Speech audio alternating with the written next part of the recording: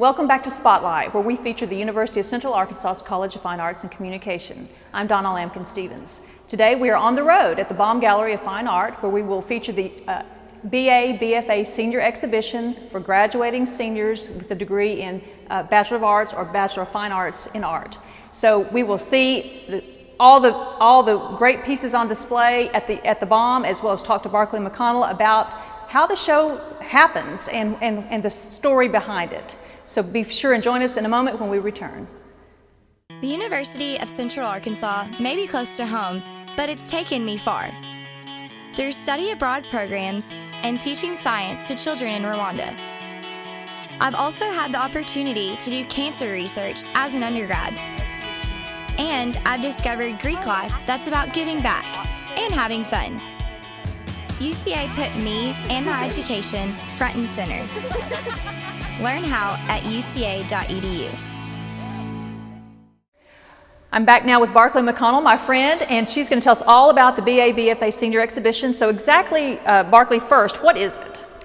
The BA BFA Senior Exhibition is an exhibition of work by graduating UCA seniors in the art department, both BAs, Bachelor of Arts, and Bachelor of Fine Arts, BFAs. And everybody who graduates with one of those degrees must exhibit their work here. Yes, all of them must exhibit their work here, and they have a whole process where they present their work to faculty committees, and the committees choose the work. So everything that's put forth is not accepted. Right, everything, and sometimes none of it's, it is a graduating requirement, so they have to have at least one piece in the show that is accepted by their committee, but generally we don't have to worry about that because the work is of such stellar quality. We have excellent faculty, we have excellent students, and this show I think is exemplary of that. Is there one committee, or does each student have an individual committee? They all have their own committee. Okay. That has to do with their specific medium. Okay, which would be painting?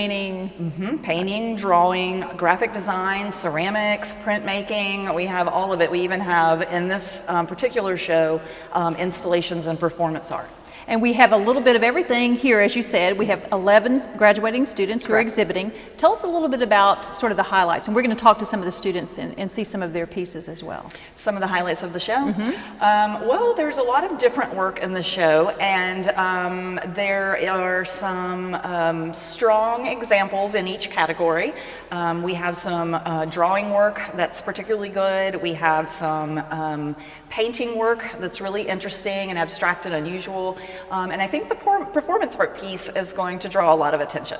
Okay, and we're going to talk to Kathleen Brignac about that here momentarily. But tell us about, you've been here a couple of years now. How does this compare the quality every semester? It's a little different, but I would think that the quality is quite good. Yeah, the quality is consistent, and that just says a lot about our faculty.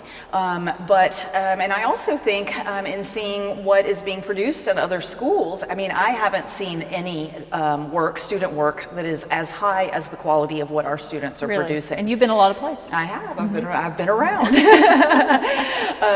But yes, the work is consistently good in each medium, and I'm always excited and proud on the opening night, which is tonight. Okay, and the show will be up from April 3rd to April 24th. Correct. So you have a chance to get out to the Baum Gallery, and it's free. Anybody can free. Come in. Give us the hours of the Baum Gallery real quickly. Sure. Baum Gallery is open Monday to Friday, 10 to 5. On Thursdays, we stay open a little later till 7, and then on Sundays, we're open 1 to 5. Okay. So Barclay, after the committee has selected the pieces, then the students get to come work with you and get the gallery experience. Correct. So tell us about what they have to know how to do, and I would think that some of this is their first time to exhibit. Absolutely. Okay. Some of them are pros or older students that might have exhibited before, but most of them have never exhibited before. And so they're coming in and trying to figure out how to not only hang the work, which can be tricky depending on the work. And you don't even think about that. I mean, the novice doesn't even think about that kind of thing. Absolutely. Yeah. But you have to have it, some things have to be framed, some things are not framed. They need a specific kind of pedestal. They need, it's how it's presented. A lot goes into that people don't even know about. And so then they have to hang it themselves. They have to create an artist statement that is presented with the work. They have to create labels and then hang the labels where, people walk in a gallery and they think the labels just sort of disappear, but it was a whole process into making them sort of disappear so that the art is the focus. And in the past, I know some pieces have been for sale. Is that yes, true now? Yes, they are for sale. Okay. Some students choose not to sell their work, but a lot of it is for sale. And I think many people come because they like to buy student artwork to support the students and also to get a good deal. And we have some really accomplished graduates who are going out. I've talked to a few of them, and I can think that you may get a steal, like you said, for somebody who goes on to be a big name artist at some point. Right. So actually there's some work in this show that's already sold. Already? Oh, Yes. okay. Very good. The Okay. biology department bought a piece. Oh, I hadn't thought about a department. Oh, great. A department will Great. buy a piece Great. sometimes. Great. Isn't that Wonderful. interesting? Okay, so I guess when we come back, we will talk to some of the students about some of their exhibits, and it should be great, so don't go away. We will be right back. The University of Central Arkansas offers programs you can't find anywhere else in the state. Thank you. Like digital filmmaking, an education that's helped me enter film festivals, and intern at a local TV station. UCA's given me school pride I can call my own, in a community that feels more like a family. Action. UCA put me and my education front and center. Learn how at uca.edu. I'm back now with Paul Sanders from Kansas City, who is about to graduate with a BFA degree with an emphasis in printmaking. Paul, congratulations. Thank you. So tell us a little bit about how you wound up at UCA, the Department of Art, what attracted you here, and who has influenced you since you've been here. I ended up at UCA. It was a college, the first college that ended up accepting me. So I just wound up here. And then influence has just been, I started out a drawing major, and they don't have that emphasis here. So I wound up meeting Baum and taking printmaking classes, and it just snowballed from there. Tell us, what is printmaking? I think a lot of people think of drawing and painting and sculpture, but they don't think about printmaking. Yeah, printmaking is one of those ones that's kind of in the background. Like it's one of the older ones, and like Ben Franklin did it with the movable type and everything, newspapers. Right. Basically, you get like a plate. Like I use mat board, like common mat board that people use in science fairs and stuff, and then you just apply what's an easy way to describe it? Like you carve into it basically. Okay. And then so you're taking a relief of that image. So the negatives basically, that's what you're printing out. And so you, like on my pieces, you get these images right here and right here. And so you're getting that relief. And then you can add in drawings and draw on top of it, mixed media. I think it's one of the easiest mediums to apply all the other mediums. It's more of a combination. You can use a combination. You can use a combination. And you have used a combination here. So, okay. So tell me, tell me about this series, and I think we have some footage of the process. So how long have you been thinking of this, and what was the inspiration? Pipes and Pulleys is my series right here, and Nuts and Bolts, the process work. It's been kind of accumulation of everything I've done at UCA, like the appreciation of all the teachers, like everything they've taught me. So I've managed to bring this piece about, and it's a mixture of a self-portrait, but really it's a commentary of how I see everyone. Like there's all these machines that don't exactly make sense and don't go together, and I see that just like individuality between people. So is each one tied to a particular professor? No, it's just the whole piece. The whole piece. It's like a thank you for helping me out these 4 years, for dealing with me. Tell us about the process, and how long you've been working on it, and how you actually get started making something that's going to end up like this. Yeah, the process takes, each piece takes around maybe like 10 to 15 hours to do. I'm a quick worker. I've always been just, I start it, finish it, don't stop, and come back to it later. But yeah, each piece, I start out with a plate. I start out with like an idea. Like many of them have song names, well, not song names, but lyrics and pieces of like maybe poetry or something that I found that just inspire me to create a commentary and image. And then I just build a composition around it, and I just start flowing from there. It's very intuitive. I don't like plan it out. I'm not like one of those like create charts and everything. I'm not a scientist. I just wing it and go for it. And then, the process work, I just wanted to show everyone, because I feel like it's important, especially with printmaking, like you were talking about, how people don't know what it is. So I show them the start to finish, like here's the plate. I mean, this looks great, but this is where it came from. Yeah, this is its birthplace, its egg, if you will. And so I just started. I just wanted to show everyone so they know, because I feel that like you were talking about, no one knows what printmaking is. Like no one thinks about it. Like when you think about drawing, you pick up a pencil and start doing it. When you think about painting, it's a brush. Sculpture, it's a piece of stone or metal. But with printmaking, it can be anything. It can be pieces of metal. It can be just like random pieces of newspaper matted onto a mat board. How many printmaking emphases are there?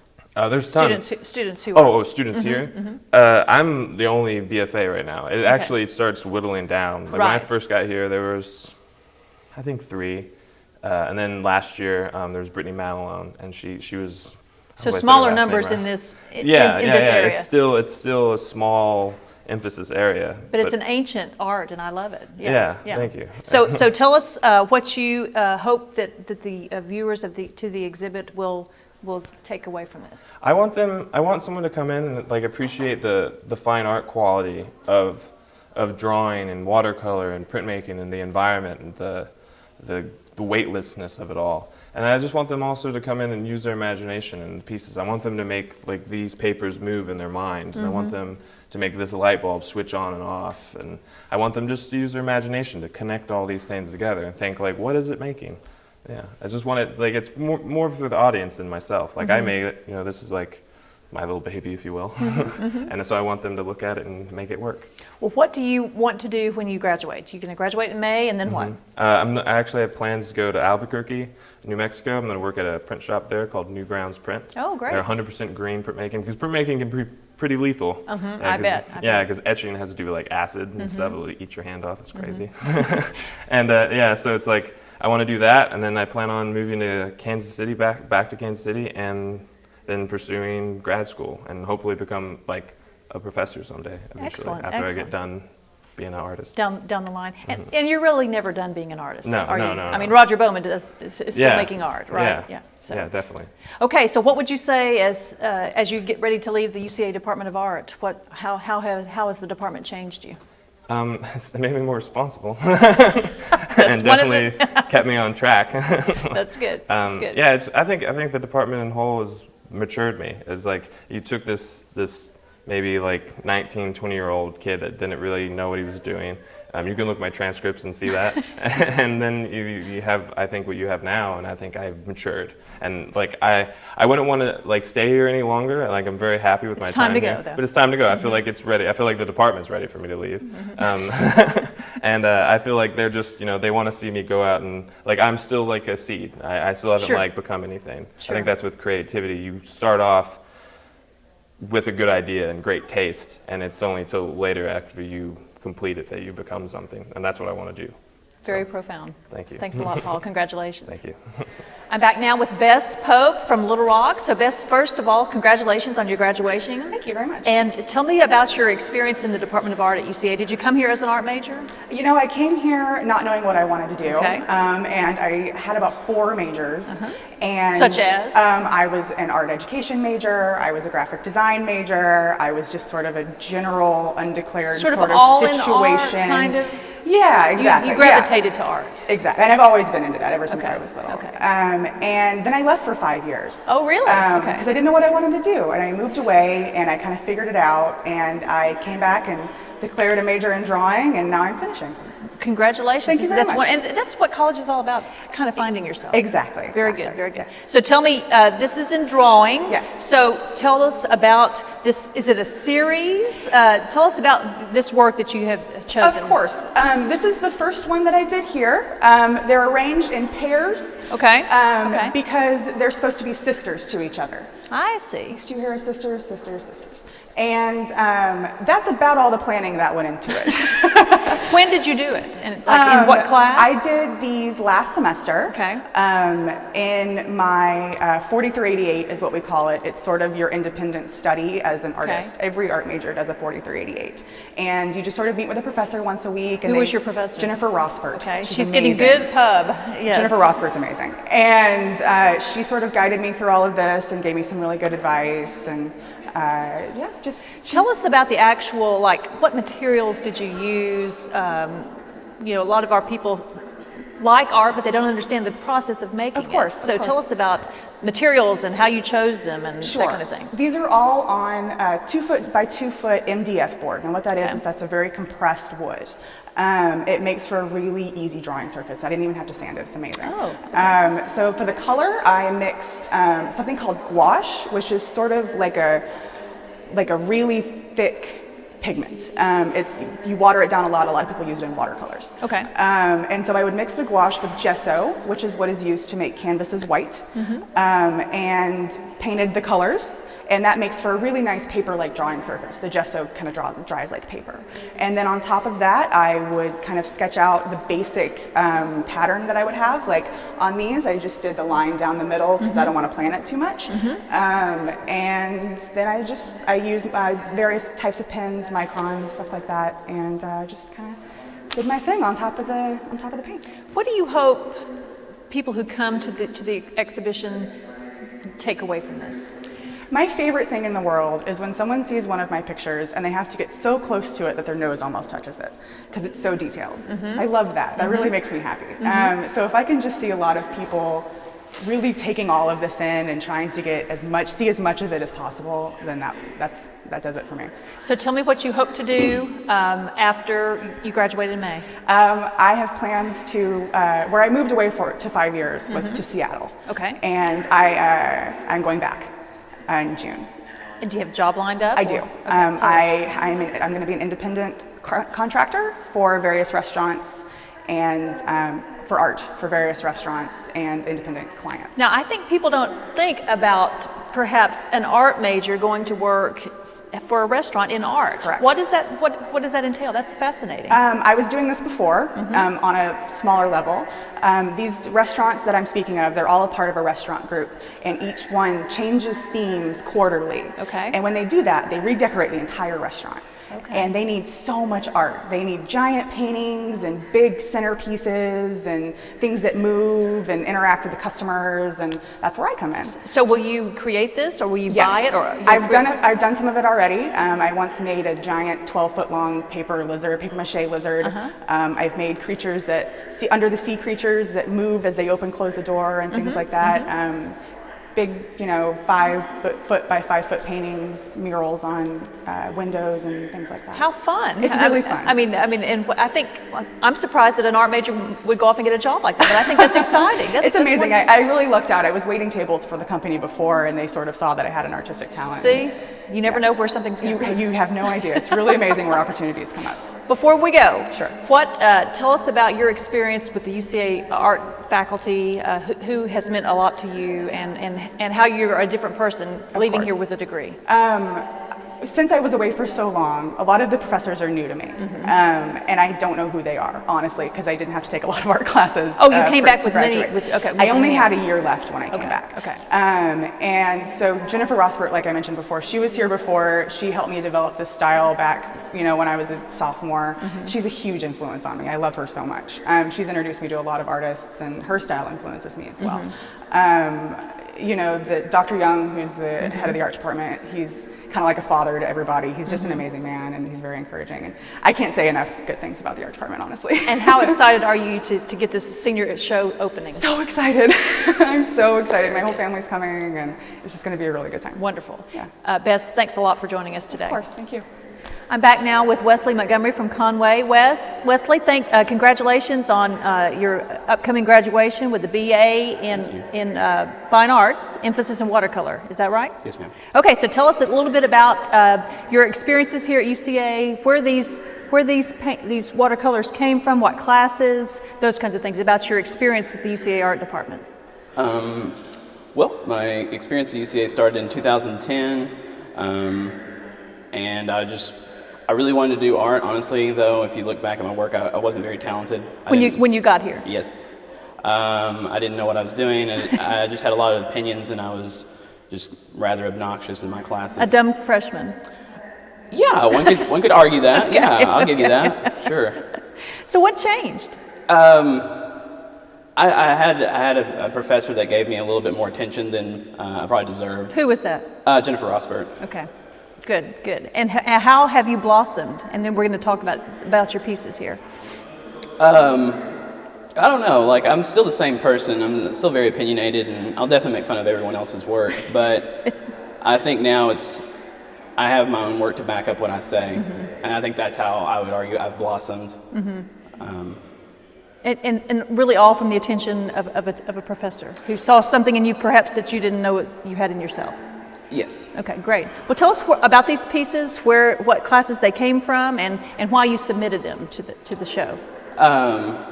Well, I submit them to the show because they're my best work. But they are your best work. You were sure of that. I'm more than positive. Okay. This work started, I guess, arguably when I took a painting class with Professor Luckett. She kind of taught me different mechanisms of how to paint. Now, what year was that? Junior year? I don't even remember. Okay, so some time ago. Some time ago. Then moving from there, I took a class with Jennifer Rosbert, and it was Drawing 3. And I took watercolor at the same time. In those classes, I just was allowed to, we'll use the word that I don't like, but express myself a little bit better. And just some of the anecdotes that she gave me to, I guess, reimagine how I use things, help sculpt what I'm doing now. This idea got started about 2 years ago. Okay. So. And it's a series. Tell us about what you envisioned for it and how it's turned out, maybe how you expected it or maybe how you didn't expect it. Well, I would like to say how it didn't, that there's something wrong with it, but there's not. This is exactly how I've envisioned it. But is that unusual? I would think when you have an idea, sometimes, like as a writer, sometimes I think I'm going one direction, but then I wind up going a different direction. So I can't really compare myself to a writer because I don't know how to write. But I know that a lot of students here, and I think it's just the evolution of being in school. You start out with one basic idea, and then you move away from that because something else grabs your attention or what have you. And when I started this is what I wanted, and I've just stuck with it and tried to get to this point. There's no deep-rooted idea here. There's nothing defined. There's no, alternate thought process here. I'm sure it will evoke different thoughts in different people, but I'm a realist, and my work is based in realism, believe it or not. And so my work is just about women. I love women. Are these based on particular women? It's actually the same woman. Same woman. Okay. Same model. Can you sort of lead us up through each of the 5, I guess? Which one came first? That one, the cassette tape there in the middle. That one came first. You can tell just because of the terrible composition. But then just moving from there, the one on the end came next. She's got a pelican arm, so that's cool. Then this one right here behind us. That was our third. And over what period of time are we talking about? These were made over the last 2013, this last year. Okay, but a couple of months apart, or give or take. These are about 150 hours apiece. Wow. Okay. So after the cassette tape, then what? Which one was next? Airplanes. Okay. And then Hippie Vine Girl behind me. Okay. So what were you hoping to show through this series? I think if any artist, especially at my age, is honest, they're not wanting to show something that's to do with some big movement or something. For me right now and where I'm at in life, I'm wanting to show myself. These are just as much about women as they are about who I am. And so I think I want to evoke that when you come up to these works, that you immediately say, I kind of get a feel what this guy's about. So tell me about the actual, did you do these in classes or did you do? No, this is outside of class. This is all outside work. of class, okay. And so how does this work compare to the other work that you deemed was not good enough to submit to the senior show? It just doesn't feel finished, the other work. It's to that point where I wish I could pull it up and be like, well, here's what the other work looks like. But it just was a slow progression of getting here. And a lot of my work used to just be white paper and pen and ink, and that was it. And so it's taken a long time to even get color mixed in and then for me to come up with my own painting style. I like it. I like it very much. Thank you. Well, Wesley, congratulations. What do you hope to do when you graduate with your BA in Fine Arts? Move. And I hope to get into some select galleries that I've targeted. Okay. And, one day get my interview with Matt Lauer. Great. Well, when you do, remember us on Spotlight. Totally. I'll give you a shout out. That's a deal. We'll be back in a minute for another of the exhibits in the BFA Senior Exhibition. With me now is Kathleen Brignac from Little Rock in Louisiana, and she is one of two BFA students showing their senior exhibits. So Kathleen, yours has kind of been the talk of the exhibition. So tell us a little bit about the idea behind your exhibit and explain it all to us. Well, the exhibit's about gender identity, and it's really approaching the idea that some people out there don't really identify with the actual sex they were born under, and so they are kind of transgender people, and they identify either as male or female, opposite of what they were actually born as. So the whole exhibit explores this kind of dual nature of this binary that society has of male, female as being the only genders out there. Mm-hmm. And obviously this is something that has taken a lot of thought and planning. So how long did those processes go on? I mean, since you've been here at UCA? Or? Yeah, I've really been exploring this concept probably for 2 years now. Okay. I had a previous series that explored it, and then for this particular series I've been working on it for about 6 months now and putting everything together with the models and the interviews for the last 3 or 4 months. And you've been aiming, you were planning for 6 months, this was going to be your senior exhibit? Oh yeah. Okay. All right, so tell us about the actual painting first. Well, the paintings are actually deceptive. They're not paintings at all. They're actually prints. Okay. They're printed with iron-on transfer paper that you use for like t-shirt printing. Mm-hmm. And then also I've got Citrosolve prints, and that's kind of just a transfer process that's applied to these canvases that are actually built out of paper bags themselves. So there's paper bags and then gesso and then printed on top. And this is paper bags in the background, okay? And so did you do the paintings first? Did you do the film? I guess back up. What else besides the painting is part of your exhibit? I took the photographs before about a year ago for the previous series, and I had a lot of those photos left that were unused. So I went back to those photos, used those to remake these prints. And then also I was doing the interviews for the film. So I went to PRISM, which is the LGBTQ community here at UCA, and I asked them if they would volunteer to be part of an interview, and also there's a live model performance that they're going to be a part of. And so the film was, how long did it take you to work on the film, and how did you find the reaction to the people who were interviewed and whoever has seen it so far? Well, the film took probably about 2 weeks in production to make, from shooting to final editing. It's a 30-minute piece. It's a 30-minute film, and it started at like 2.5 hours and got edited from there. So there's much more to be seen. Yes. But I was just so impressed with all of the people that I ended up interviewing, because I'm bisexual myself, so I also have dealt with kind of the struggle that they're facing, and hearing their stories based on the questions I was asking them, I've just related so well to them, and I saw so much of myself in their answers, and I knew that, I was gaining strength from what they were saying. And so you interviewed how many? I interviewed a total of 9 people. Are they all in the film? They're all in the film. Okay, and you have taken some film classes through the UCA Department of Mass Common Theater, and so they did the interviews. The film is going to be showing ongoing throughout the exhibit. And tell us about this live model show. And are these some of the people who were interviewed, or? Some of the people that are interviewed are in the modeling. Other PRISM members have been invited to do the live model performance. They're going to be shown from 5 to 5:30 on the opening night. And they're going to be standing wearing paper bags that have pronouns that identify how they identify. Okay. And so there's 3 pronouns. There's he, she, and they. And I have a few people that are transgender people that prefer to be referred to as they. Okay. And so tell us about the significance of the bags.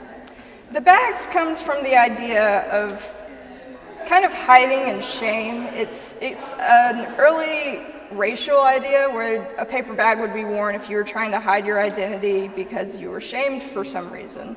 And that idea is kind of reflecting being in the closet for a gay person. And so I really was working with re-establishing this idea of the closet. It's really a place where you can actually spend time identifying who you are. It's not such a terrible place to be in, but you want to get past that.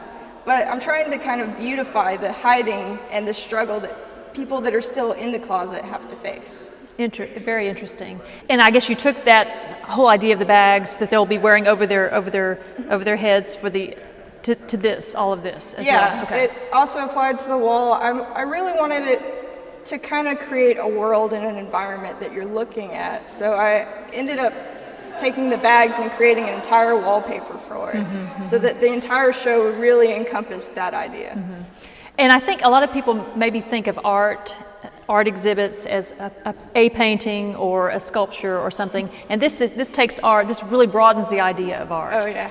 Tell me about what kind of reaction you've gotten from the people. I mean, we haven't opened as we film yet, but I know people know about this. So what's been some of the reaction? Yeah, it's been kind of a struggle. Like, I'm a painting emphasis, and there's no painting involved in my series, so that was already amongst the faculty a discussion from the very beginning of doing such a broad, different kind of show with all these elements going on. And I mean, it's been really well received in that aspect, but with the live performance, it was very well received in the art department, but amongst the audience, it's been more questionable. Okay. So we faced kind of a day where we really had to think about how it was going to be presented and who was going to be there.